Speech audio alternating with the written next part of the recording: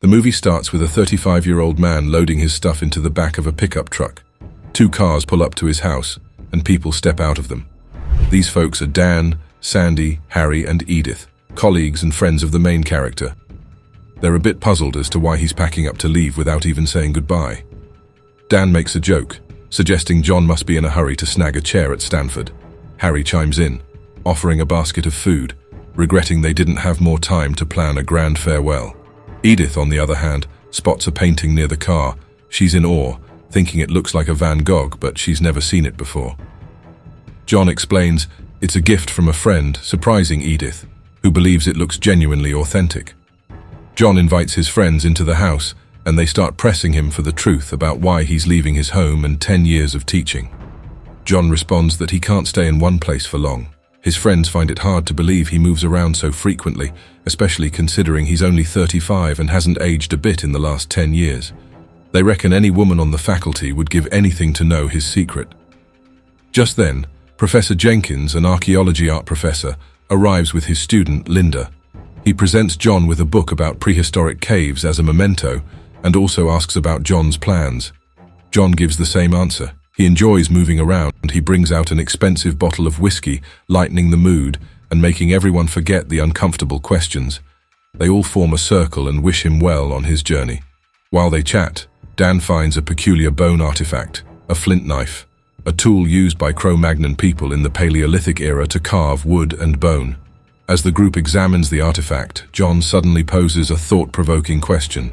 What do you think an Upper Paleolithic human would look like if they could have lived to the present time? Dan responds that, according to Art's book, they could be just like any of them.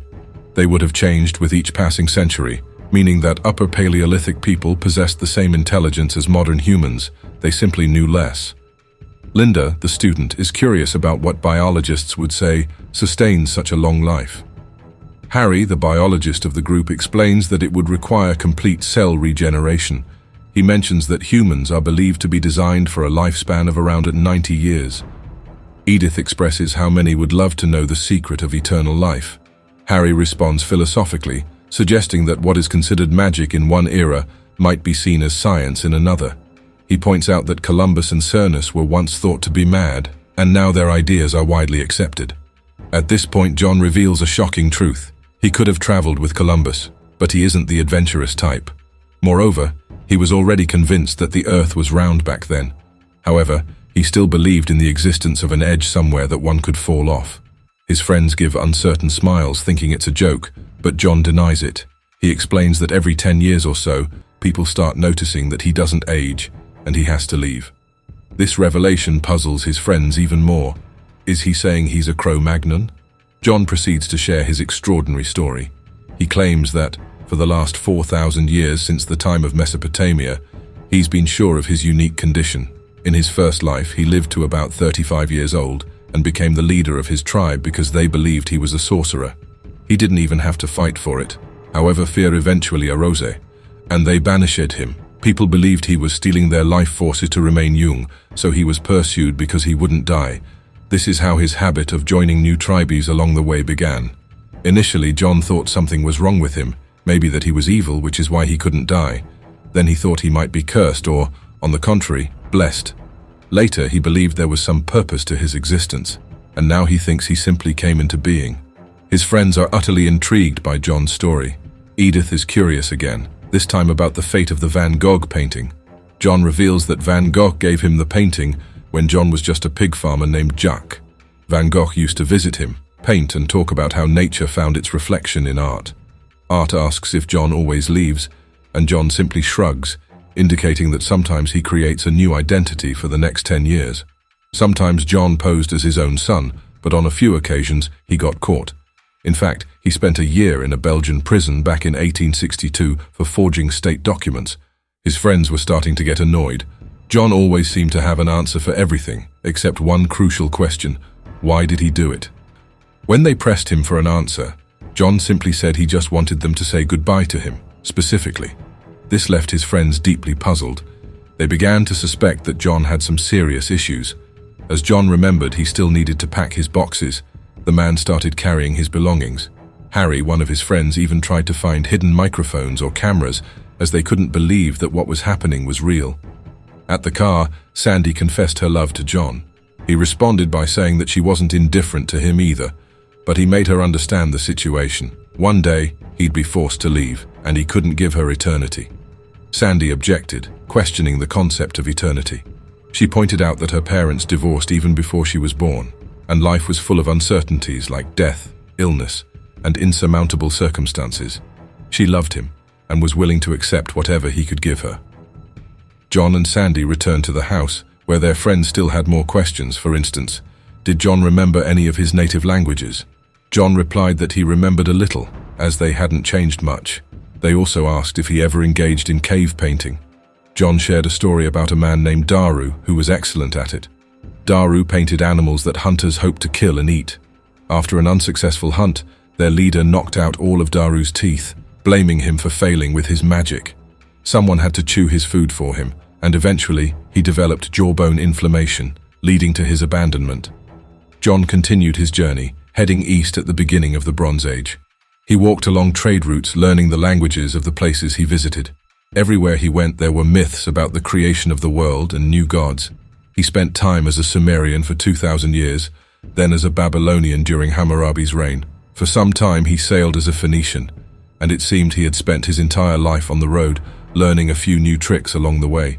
He even staged his own death a couple of times. John eventually made it to India, where he met Buddha. He described Buddha as the most remarkable person he had ever encountered, and he learned many things from him that he had never pondered before.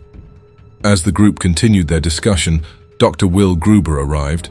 The doctor stated that there was no way for John to prove the truth of his story, and they couldn't verify it.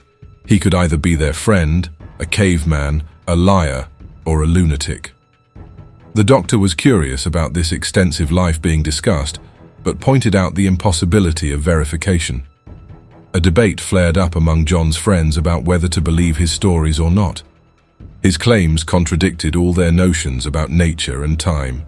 Dan was puzzled, wondering why a person with John's intellect would have to study so many things. John confessed to having 10 scientific degrees, including all those his friends had. He earned his biology doctorate at Oxford in 1840. However, he explained that his achievements were simply a result of having excess time, not exceptional brilliance. Suddenly, Dr. Will pulled out a gun and asked John if he would survive, if he were shot. John clarified that he never claimed to be immortal, just very old. The doctor then asked John about his thoughts on death and whether he was afraid of it. John explained that ancient people had a practical understanding of death. They simply stopped moving, fell and never got up. Infections were incomprehensible, and aging was the biggest mystery. Initially, John thought that everyone around him was wrong because they aged and died. His friends asked John about what it was like for him when everyone he knew had died. The doctor also asked John about his parents, but John said he only remembered glimpses. Dr. Will remarked that it wasn't surprising, as he too remembered his father only vaguely. The doctor began to reason about what was fair and what wasn't. They would all die, and John would keep on living. If that were true, it wasn't surprising that they might feel envy and even hatred towards him. Accusations were thrown John's way as his friends struggled to grapple with the implications of his extraordinary existence. The others in the room were outraged, desperately trying to stop Dr. Will as he unleashed a torrent of harsh words. He accused John of living an unjust life and suggested that perhaps it was time for him to die. The doctor then abruptly left the scene. In the wake of this heated encounter, Harry shared a somber piece of news with everyone. He revealed that Will's wife had passed away just the day before. It was clear that the doctor's aggressive behavior was likely a manifestation of his grief. John, realizing the gravity of the situation, rushed after his friend to apologize for the chaos that had unfolded. Meanwhile, the remaining friends huddled together to discuss John's extraordinary existence. The topic of illness emerged as a prominent theme, prompting them to ponder the implications of John's prolonged life on his health. John returned to the group, and the next question on their minds was whether there were others like him. John admitted that in the 17th century, he had indeed encountered someone similar to himself. This person had shared everything, confirming that they were just like John, but from a different time and place. They had engaged in a 2-day conversation before parting ways. Edith, intrigued by the ongoing discussion, asked John if he believed in God. This question ignited a passionate exchange, as religious matters were close to the hearts of everyone present. They delved into whether John had met anyone from the Bible or played a role in religious history. Various theories were proposed. Edith was particularly incensed, considering some of John's responses blasphemous. However, John shared an astonishing claim. He had once encountered Buddha and had been contemplating the teachings for 500 years. He recounted a journey that took him through various identities, including being an Etruscan who infiltrated the Roman Empire, only to be disillusioned by the empire's transformation into a killing machine. John then ventured to the Middle East with hopes of rejuvenating Buddha's teachings in a renewed form, but the outcome was different from what he had anticipated. A bombshell revelation followed. John asserted that he was Jesus.